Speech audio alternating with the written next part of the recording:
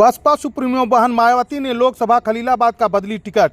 मोहम्मद आलम का टिकट काटकर युवा नेता व समाजसेवी सैयद दानिश पर लगाया दांव। बताया जा रहा युवा नेता व समाजसेवी सैयद दानिश कोविड काल में जनसेवा के जरिए चर्चा में आए थे। उच्च शिक्षा प्राप्त है बीएसपी उम्मीदवार सैयद दानिश संत कबीर नगर जिले के बेलहर ब्लॉक के ग्राम पंचायत कुसरू कला के निवासी हैं। सैयद मोहम्मद दानिश बहुजन समाज पार्टी के प्रत्याशी जो हमारे आज घोषित हुए हैं, इन्हीं सैयद दानिश जी, इन्हीं की घोषणा का आज कार्यक्रम प्रत्याशी बनाए जाने का। जी, प्रत्याशी क्यों चेंज होते रहते हैं? प्रत्याशी के बसपा के चेंज होते रहते हैं, ये कौन सी बात है? जब आखिर क्या वजह रही आपने बसपा को अपना प्रत्याशी बदलना पड़ा? कोई वजह नहीं रही। जब निश्चित तौर पर हमारे पास बेहतर विकल्प होते हैं, अब जैसे आप लोग कहते हैं ना, नौजवानों की भागीदारी, बहुजन समाज पार्टी इस समय 50% नौजवानों की भागीदारी बहुजन समाज पार्टी में बढ़ा रही है। उसी की कड़ी में आपने देखा होगा, हमारे राष्ट्रीय कोऑर्डिनेटर आदरणीय आकाश आनंद जी आए थे। उन्हीं की अगुवाई में इस समय, चाहे वो संगठन में हो, बहुजन समाज पार्टी के संगठन में, और चाहे टिकटों के वितरण में हो, बहुजन समाज पार्टी इस समय 50% नौजवानों की भागीदारी देने सुनिश्चित करने का काम कर रही है। उसी युवाओं की भागीदारी में एक आपके सामने प्रणाम है भाई दानिशरी जी के रूप में। क्या ऐसा लेते हैं 400 के पार, वो कहते हैं अब कि हम 400 सीटें जीतेंगे।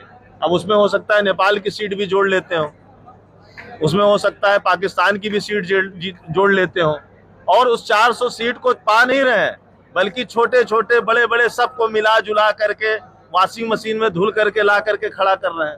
अब आपके सामने एक और गठबंधन बना है।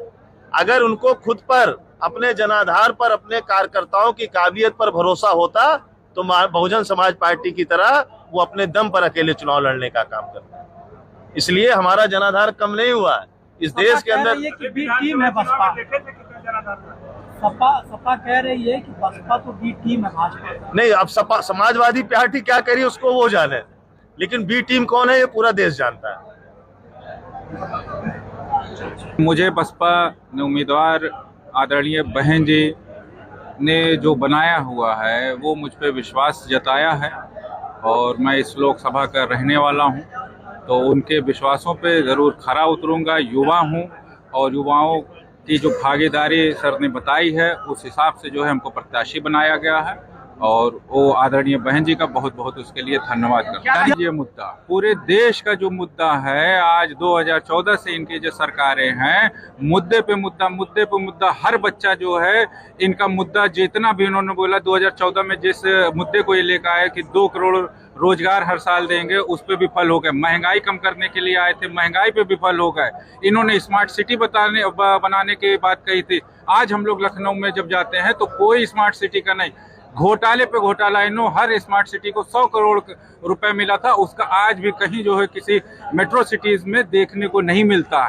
इतने सारे मुद्दे हैं, मैं क्या क्या बताऊंगा। और 5 साल के कामों को किस तरह से आप देखते हैं यहाँ के सांसद? देखिए, जब कोई सांसद काम करेगा तो यहाँ की जनता परिवर्तन नहीं लाएगी, लेकिन यहाँ की जनता चीख चीख के कह रही है कि अब बहुत हो गया। 10 सालों में जिन मुद्दों पे ये आए, चाहे लोकल के मुद्दे पे आए, इन्होंने कतई जो है कोई काम नहीं किया, सिवाय और जो बाहरी यहाँ आया वो सिर्फ हमारे संत कबीर नगर धरती को चरने का काम किया। और आज से मैं ये प्रण लेता हूँ, हमारी पूरी पार्टी प्रण लेती है, और यहाँ की जनता, संत कबीर नगर की जनता प्रण लेती है कि अब इसको, इस धरती को चरने नहीं देंगे हम लोग। बहुजन समाज पार्टी आवाज क्यों नहीं उठाती है? एक मंत्री एक गांव में जाते हैं, जनता सवाल पूछती है विकास को लेकर, उनके ऊपर मुकदमा दर्ज हो जाता है, जेल चले जाते हैं वो लोग। बसपा क्यों नहीं आवाज उठाती है? बसपा सबसे ज्यादा आवाज उठाती है, और हर वर्ग के लिए वो आवाज उठाती है। ऐसा नहीं है, ये भ्रमित किया जाता है भाजपा के तरफ से। और हर जगह मुख्तार अंसारी साहब का जब वो हुआ तो बसपा ने सबसे पहले आवाज उठाई। आजम खां को जब जो है भाजपा ने वो किया तो भी जो है बसपा ने जो है वो आवाज उठाने का काम किया। क्या लगता है आपको?